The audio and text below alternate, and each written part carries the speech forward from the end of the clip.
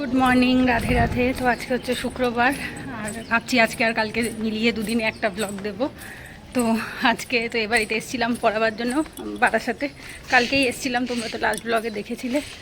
তো সকাল থেকে অনেক কাজ করেছি, ঘর খুব অগোছালো নোংরা হয়েছিল, ধুলো টুলো সব পরিষ্কার করেছি, করে মুছে টুছে স্নান করে বেরিয়ে সিঁদুর পরে তিলক পরে রেডি হলাম। পড়ানো ছিল 10টার থেকে, বাট আজকে স্টুডেন্টরা কেউ পড়তে আসেনি, যার জন্য অফলাইনে আর পড়াইনি। ওদের রেকর্ডেড ক্লাস দিয়ে দিয়েছি, কালকে বলে দিয়েছি লাইভ ক্লাস হবে, কালকেরটা রেকর্ডেড দেবো না। তো যার জন্য এখন ঘরে অনেক কিছু বারণ ইন দ্য সেন্স, আমি যেগুলো এই মাসে খাচ্ছি সেগুলো তো মায়ের এখানে তোলা নেই, যেমন সানফ্লাওয়ার অয়েল, ঘি। কালকে কোনো রকম মা একটু পাড়ার দোকান থেকে এনে চালিয়েছিল, তো এখন আমি যাচ্ছি সেগুলোই আনতে। এনে দিলে তারপরে মা রান্নাটা বসাবে। তো যাই হোক, তোমরা ব্লগটা দেখতে থাকো, আশা করছি ভালো লাগবে। যদি ভালো লাগে অবশ্যই একটা লাইক করো, কমেন্টে জানিও, আর চ্যানেলটা অবশ্যই সাবস্ক্রাইব করে রেখো। আজকের ব্লগে তোমাদের সাথে কিছু কথা অবশ্যই শেয়ার করব। যাই হোক, সেগুলো বলার আগে একটুখানি দিনের শুরুটা কেমন হলো একটু বলে নিই।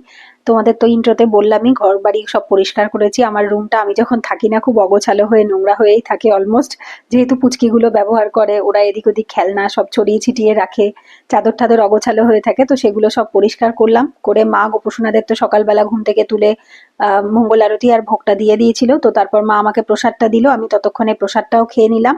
তো প্রসাদটা পাওয়া হয়ে গেছে। এদিকে দেখো, ঘর ঝাড় দিয়ে মুছে সমস্তটা পরিষ্কার করা হয়ে গেছে। পরে স্নানে চলে গেছি, স্নান করে এসে সিঁদুর তিলক সমস্তটা পরে জামা কাপড় পরে রেডি হয়ে গিয়েছিলাম। তারপর তোমরা তো ইন্ট্রোতে দেখলে আমি একটু বাজারে যাচ্ছিলাম, তাই গোপলা বাবা মাম্মা ওদেরকে একটু টাটা দিলাম, দিয়ে তারপরে আমি আমাদের এখানে আরিফ বাড়িতে যে বাজার আছে চলে এসেছিলাম সবজি টবজি কেনার জন্য। সবজি, মুদি দোকান, অনেক কিছু কিনেছি, দেখতেই পাচ্ছ। দুটো ভারী ভারী ব্যাগ হয়ে গেছিল, ব্যাগ দুটো বেশ ওজন হয়ে গেছিল। তারপর বাড়িতেও চলে এসেছি। আর যেহেতু আমার তখন মাসিক চলছিল এবং যার জন্য আমি গোপাল সেবা করছিলাম না, মাই করছিল। তো ওই জন্যই মা সব সেবার রান্না বান্না সবই করছিল, আর আমি বসে ব্লগ এডিট করছিলাম। মানে সেই দিনকে যখন দামোদর ব্রতর অ্যাকচুয়ালি বলতে পারো 18 নম্বর দিন চলছে, তখন আমি সবে ডে 1-এর ব্লগ দিয়েছিলাম সেদিনকে। তো ওই জন্য আমি ডে 1-এর ব্লগটা এডিট করছিলাম খাটে বসে। আর একটা মিনি আসছিল, পাঁচিলের ওপরে বসা ছিল, মিনিটার সাথে আমি একটু কথা বলছিলাম। আর এদিকে মেজদি আবার টপু বাবানকে পড়াতে বসিয়েছে, মা ওদিকে গোপুসোনাদের জন্য দুপুরবেলার ভোগ রান্না করছিল। আর এদিকে মা মানে কাজের ফাঁকে ফাঁকে না, যখন আমি করতে পারি না মায়ের খুবই কষ্ট হয়ে যায় এক হাতে সবকিছু করে। এদিকে দৌড়ে এসে শিবুকে স্নান করিয়ে ফুল টুল দিয়ে গেছে। বাবা তখন নারায়ণ পুজো করছিল, আর আমারও ততক্ষণে ব্লগটা এডিট করা হয়ে গেছে। আমি ওটা এক্সপোর্টে বসিয়ে দিয়ে চলে আসলাম। এসে টোপলাকে আর বাবানকেও একটু তিলক পরিয়ে দিলাম, ওরা নিজেরাই পড়তে চাইছিল। আমাকে পড়তে দেখে টোপলা আবার বললো যে বুদ্ধি আমিও পরবো, আমাকেও একটু পরিয়ে দাও। তারপর আবার আমাকে লাল টিপ পরা দেখে বলছে কি আমিও একটা লাল টিপ পরবো। তারপর আমি আবার ওকেও একটা লাল টিপ পরিয়ে দিলাম, মুখটা এত মিষ্টি লাগছিল তাই আবার একটু মাথায় থুতু দিয়ে দিয়েছি। আর তারপরে ও এমন একটা কথা বলেছে, কথাটা আমি আর ভয়েস ওভারটা দেইনি, তোমরা নিজেরাই শুনো, শুনলে অবাক হয়ে যাবে। আর এদিকে মা এসে গোপুসোনাদেরকে স্নান করিয়ে জামা কাপড়ও তখন পরাচ্ছিল। আর টোপলা কি বলেছে শোনো, টোপলাকে তিলক পরাচ্ছি। আর টোপলা কি বলেছো, কি তিলক পরলে কি খাওয়া যায় না? মাটন চিকেন খাওয়া যায় না, তাহলে কি খেতে হয়? শুধু গোপুর খাবার খেতে হয়। তাই টোপলার চিন্তা পড়ে গেছে, টোপলা আমাকে জিজ্ঞেস করছে তাহলে এইটা পড়লে কি আমি আর মাটন চিকেন খেতে পারবো না, আমি শুধু গোপুর প্রসাদই খাবো। আবার আমাকে বলছে একটা টিপ পরিয়ে দিতে, আমি যেরকম একটা টিপ পরেছি টোপলাও বলছে একটা টোপলাকে টিপ পরিয়ে দিতে। এই যে টিপ পরিয়ে দিয়েছি, কেমন লাগছে? ভালো লাগছে না? মিথ্যি লাগছে মুখটা।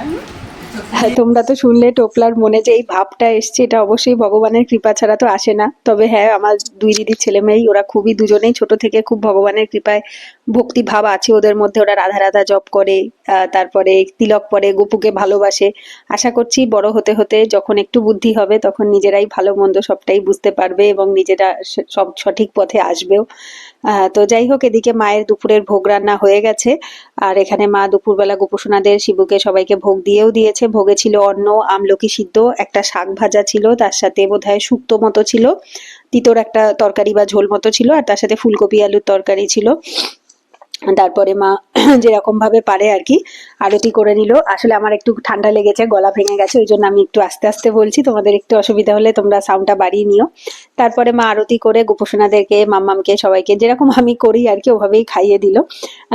আমি যার দরজার কাছটাতে দাঁড়িয়ে দাঁড়িয়ে থেকে বলতে থাকি এটার পর এটা করো, আর তার সাথে মা করতে থাকে। মা এখন মোটামুটি সবই পারে, অসুবিধা হয় না।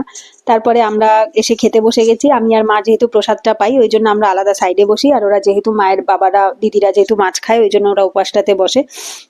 তারপরে এদিকে আমি নাম জপ করতে শুরু করে দিয়েছি। আর এদিকে দেখো আমি নাম জপ করছি আর টোপলাও এসে পাশে রাধা রাধা করতে শুরু করেছে।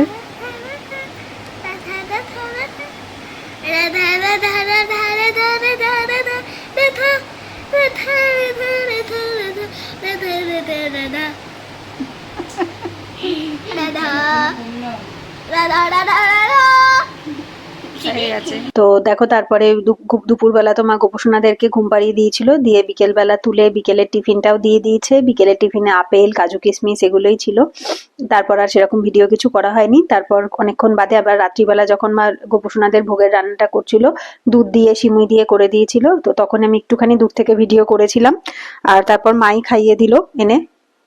আর তারপর আমরা রাত্রিবেলা আমি রাতের প্রসাদটাও পেতে বসে গেছি। দুপুরের তরকারি ছিল, ভাত ছিল, আর তার সাথে হচ্ছে ওই একটু আপেল ছিল, সিমুই ছিল, ওইগুলো দিয়ে আমি একবারে রাতের প্রসাদটাও পেয়ে নিলাম। কারণ আমি যেহেতু তখন দামোদর ব্রত চলছিল, ওই জন্য আমি দিনে দুবারই মেন প্রসাদ পেতাম, দুপুরবেলা একবার, রাত্রিবেলা একবার।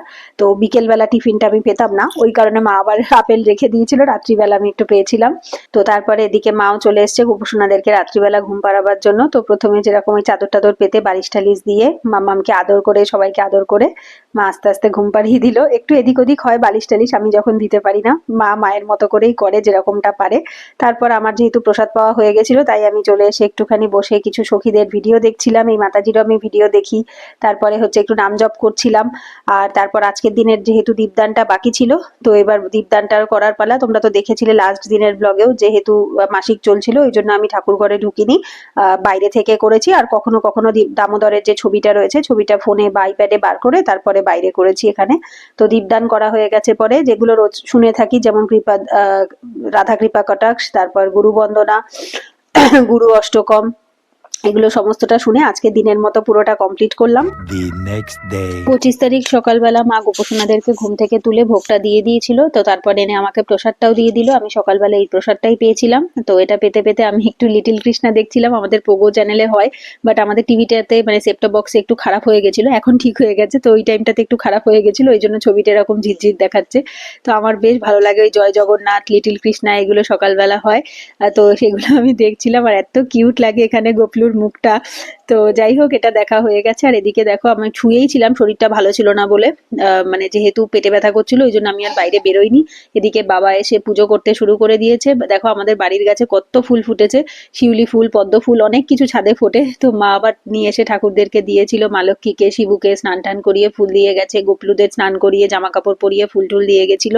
তো তখন আর আমার ভিডিও কিছু করা হয়নি, সকাল থেকে শুয়ে বসেই ছিলাম। এদিকে মায়ের ভোগের রান্নাও কমপ্লিট হয়ে গেছে। আজকে ভোগে ছিল আমলকি সিদ্ধ, কুমড়ো আলু উচ্ছে দিয়ে বোধহয় এরকম ভাজা, আর তার সাথে ঝিঙা আলুর ঝোল মতো ছিল বোধহয়। তো মা এদিকে ভোগ ঠোক গুছিয়ে নিয়ে চলেও এসছে, মানে অনেকটা বেলা হয়ে গেছিল, অলমোস্ট প্রায় 1:30-2 বাজে। আমি সকাল থেকে সেরকম ভাবে উঠতেও পারিনি, ভিডিও কিছু করতে পারিনি। তারপর যেরকম ভাবে রোজকার ভোগ নিবেদন করা হয়, তারপর আরতি করা হয়, তো মা সেগুলো করে নিল। তো যাই হোক, তোমাদের শুরুতে তো কয়েকটা কথা বলবো বলেইছি, সেটা আমি এখন একটু ভয়েস ওভারে বলি, বিকজ যেগুলো স্ক্রিনে চলছে সে তো তোমরা জানোই, প্রত্যেক দিনের ব্লগেই দেখো। তো তোমাদের আমি লাস্ট একটা ভিডিওতে বলেইছিলাম যে দামোদর মাসের শেষের দিক থেকে আমার ওপর একটু একটু করে গুরু কৃপা পড়তে শুরু করে। এবার আমি তোমাদের একটু বলি, সেটা হচ্ছে আমি দামোদর যখন শুরু করেছিলাম, মানে দামোদর ব্রতটা, তখন তোমাদের ফার্স্ট দিনের ব্লগেই বলেছিলাম যে আমার একটাই উদ্দেশ্য এই ব্রতটার পেছনে, যেন আমি গুরু কৃপা পাই।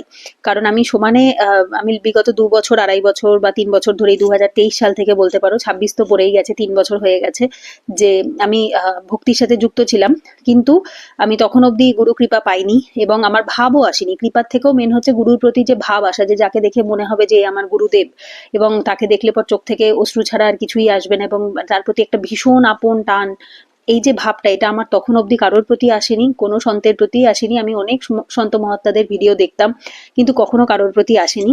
কিন্তু দামোদর মাসের শেষের দিক থেকে বলতে পারো, মোটামুটি ওই 20-22 তারিখের পর, 22-23 তারিখের পর থেকে আস্তে আস্তে আমার ওপর সেই কৃপাটা পড়ে। এবং তার অন্যতম কারণ বলতে পারো হচ্ছে এই যে গুরু বন্দনা, গুরু অষ্টকম, রাধা কৃপা কটাক্ষ, এগুলো প্রত্যেক দিন যে আমি পাঠ করেছি, শুনেছি, এবং বারবার ভগবানের কাছে প্রার্থনা করেছি। এবং আমাদের অন্ন শুদ্ধ হওয়াটা খুব ইম্পর্টেন্ট।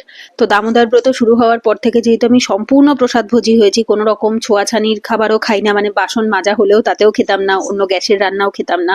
তো বলতে পারো এটা আমাকে শ্রীজি কৃপা করে আমার ওপর, এই অধমের ওপর এই কৃপাটুকু করেছে। এবং দামোদর ব্রত শেষ হতে হতে মোটামুটি আমার ওপর, মানে আমার প্রতি, আমার মনের ভেতরে সেই ভাবটা চলে এসেছিল। তোমরা একটু অপেক্ষা করো, কদিনের মধ্যেই অবশ্যই সবটা জানতে পারবে। আর এদিকে দেখো বাবানও কি সুন্দর রাধা রাধা লিখেছে, আমাকে বলেছে লিখে দিতে, ওই দেখে দেখে ও আবার লিখছিল। আর দুপুরবেলা দুজন একসাথে একটু নারসিংহা মুভিটাও আবার দেখছিলাম, অনেকবার দেখেছি বাট তাও আমাদের রোজই ভালো লাগে দেখতে। তারপরে যেহেতু আমি বসেছিলাম, মা কাজ করছিল, ওই জন্য আমি বসে প্রেমানন্দ মহারাজের একটু ভিডিও দেখছিলাম, শ্রীমান গোপাল প্রভুর ভিডিও দেখছিলাম। তারপরে মা রাত্রিবেলা গোপসোনাদের ভোগটা রান্না করছিল, তোমরা তো দেখলেই, কুমড়ো আলু দিয়ে ছেচকি করেছিল আর তার সাথে একটু আটা দিয়ে গোলা রুটি করে দিয়েছিল। তারপরে মা ভোগ সাজিয়ে নিয়ে চলে এসছে গোপসোনাদেরকে খাওয়াবার জন্য, মাই খাইয়ে দিয়েছিল খুব সুন্দর করে। আর এদিকে দেখো আমার বসেছিলাম, আমার তো কোনো কাজ ছিল না নাম জপ করা ছাড়া, তো যার জন্য আমি বসে বসে মাতাজিদের ভিডিও দেখা। এই যে কুঞ্জ বেটা, ওর নাম হচ্ছে কুঞ্জ বেটা, ও প্রিয়াঙ্কা পণ্ডিত যে চ্যানেলটা রয়েছে ওনার আর কি ছেলে, তো আমি ওর ভিডিও দেখি, খুব ভালো লাগে, তো ওকে দেখছিলাম। দেখা হয়ে গেছে, পরে রাতের প্রসাদটা পেলাম, তারপর নাম জপ করছিলাম। আর নাম জপ করতে করতে মা ওদিকে গোপসোনাদেরকে ঘুম পাড়াচ্ছিল, তাই মাকে একটু গাইড করে দিচ্ছিলাম যে এই বালিশটা ওর না, এটা ওর, এটা ওকে দাও, এইভাবে বলে বলে দিচ্ছিলাম, কারণ অনেক সময় মা এদিক ওদিক করে ফেলে একটু বালিশ। তারপরে মা রাধুকে, গোপলুকে, সবাইকে, ছোটুকে, মেজুকে সবাইকে একসাথে ঘুম টুম পাড়িয়ে দিল। তারপর আবার আমি চলে এসেছি, মা দিকে ঘুম পাড়াচ্ছিল, আমি চলে এসে যেরকম নাম জপ করছিলাম সেরকমই করেছি। আর সব থেকে আনন্দের বিষয়, আজকে আমি তোমাদের দাদাকে হারিয়েছি। রোজ দিন তোমাদের দাদা নাম জপে ফার্স্ট হয়ে যায়, তো আজকে ফাইনালি আমি 1000-এ হারিয়েছি ওকে। আমি 15,000 করেছি, ও 14,000 করেছে। তো প্রত্যেক দিনেরটা তো আমরা এরকম ডায়েরিতে লিখে রাখি, আর তার সাথে যেগুলো টু ডু লিস্টে যা যা প্রত্যেক দিন থাকে যে জিনিসগুলো, সেগুলো সব লেখা থাকে। তো সেবার কাজটা তো অবশ্যই পারছিলাম না, অন্য কেউ করে দিচ্ছিল, তো বাকি যেগুলো ছিল সেগুলো সবই করেছিলাম। তারপর যেগুলো প্রত্যেকদিন শুনে থাকি সেগুলোও শুনে নিলাম, যেমন গুরু বন্দনা, গুরু অষ্টকম, রাধা কৃপা কটাক্ষ, দামোদর অষ্টকম, তুলসী আরতি, তুলসী পরিক্রমা, তো এগুলো প্রত্যেক দিনের মতো শুনে তারপর আজকের দিনের ফুল রুটিন কমপ্লিট করলাম। আর একটুখানি বাকি ছিল, যেমন হচ্ছে দামোদরকে দীপদান করা, তো এখানে দেখতেই পাচ্ছ সবই হয়ে গেছে, শুধু দীপদানটা আর দামোদর অষ্টকমটা বাকি ছিল। তো একবারে লাস্টে রাত্রিবেলা দীপদান করে দামোদর অষ্টকম পাঠ করে একদম গোটা দিনের যে রুটিনটা ছিল সেটা কমপ্লিট করলাম। তো এইভাবেই আমার দামোদর ব্রতের 18 নাম্বার আর 19 নাম্বার দিনটা গেল। তো তোমাদের কেমন লাগলো ব্লগটা অবশ্যই কমেন্টে জানিও, ভালো লাগলে অবশ্যই একটা লাইক করো। রাধে রাধে।